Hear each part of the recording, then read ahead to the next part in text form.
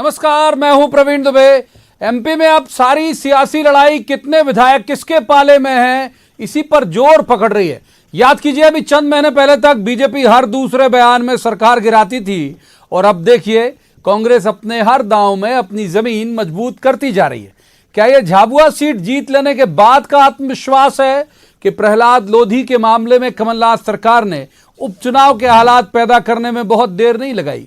क्या बहुमत की तरफ बढ़ रही सरकार के साइड इफेक्ट्स हैं ये कि बीजेपी के पाले में खड़े विधायक शरद कौर भी सीधे मैदान में तो नहीं आ रहे, लेकिन इशारों में ये बता रहे हैं कि वो सिर्फ अपने क्षेत्र का विकास चाहते हैं, जो सरकार के सहयोग से ही संभव है। लेकिन सवाल ये कि रणनीति की माहिर बीजेपी आखिर इस खेल में कैसे पिछड़ रही है?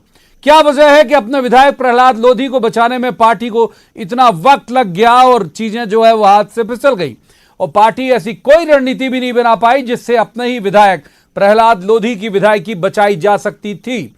बीजेपी के कुशल रणनीतिकार क्या हुए? नेतृत्व कहां गया? क्यों इतनी कमजोर पड़ रही बीजेपी?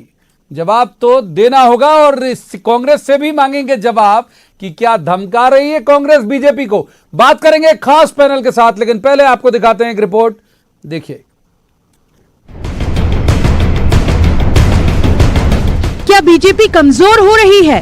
वरना क्या वजह है कि प्रहलाद लोधी के खिलाफ स्पेशल कोर्ट से 2 साल की सजा सुनाए जाने के बाद विधानसभा ने उनकी विधायकी शून्य करने में बमुश्किल 48 घंटे का वक्त लिया, लेकिन बीजेपी ने राजभवन की दौड़ लगाने में 72 घंटे लगा दिए, जिस दौड़ के कोई मायने भी नहीं। इन्होंने सूचना भेजी है, निर्णय तो नहीं दिया है। निर्णय तो उसको लेना है, इनको निर्णय लेना नहीं है। ये गलत है, यही बताने महामहिम के पास अभी हम जा रहे हैं। हैरत की बात यह भी है कि इस मामले में पहल नेता प्रतिपक्ष को करनी चाहिए थी, लेकिन मुख्य सचेतक के रूप में नरोत्तम मिश्रा ने इस मामले में अगुवाई की।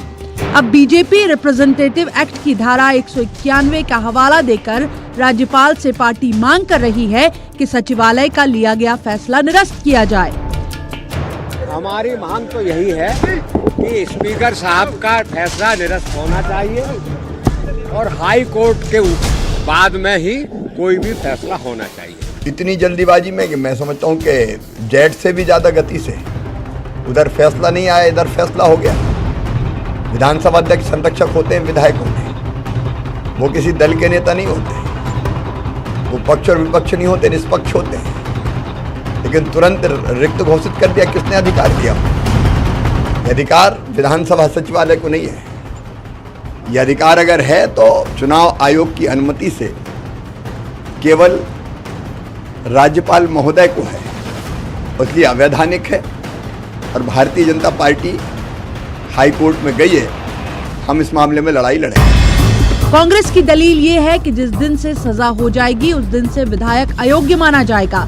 ये चुनाव आयोग के रिप्रेजेंटेशन ऑफ पीपल्स एक्ट में लिखा है और विधानसभा का दायित्व है कि सर्वोच्च न्यायालय के फैसले का पालन करे। जिस क्षण से सजा हो जाएगी उस क्षण से वो अयोग्य घोषित माना जाएगा। ये कौन कह रहा है साहब? ये कह रहा है चुनाव आयोग का एक्ट, आरपी एक्ट का सेक्शन 8(3). सवाल ये भी है कि बीजेपी की अचानक बढ़ी सक्रियता की वजह पार्टी की दहशत और अब तक बीजेपी के विधायक शरद कौर का बयान तो नहीं, जिसके पलटवार में बीजेपी शेरा को उकसा रही है।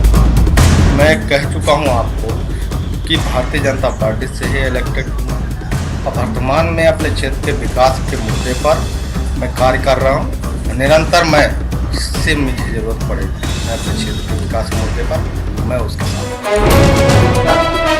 तो एक खींचतान एक विधायक के लिए ये रस्साकशी जाहिर है मैजिक फिगर 116 से एक कदम के फासले पर खड़ी कांग्रेस का हर दांव पूर्ण बहुमत के लिए है। बाकी चंद महीने पहले तक सरकार पलट देने का दम भर रही बीजेपी क्या अपनी ही उलझनों से निकल नहीं पा रही? क्या नेतृत्व का नया संकट है पार्टी में कि रणनीति बनाने में माहिर पार्टी का हर दांव हाथ से निकल रहा है?